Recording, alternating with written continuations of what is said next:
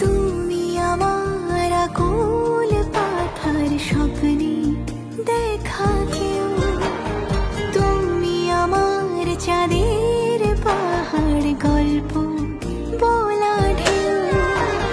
তাই তো রূপ কথাতে তোমার এই মন গলে যাচ্ছে বারে বার, তাই তো চিনে ফেলছে সে তোমায় চিরদিনই। তুমি যে আমার চিরদিনই, তুমি যে আমার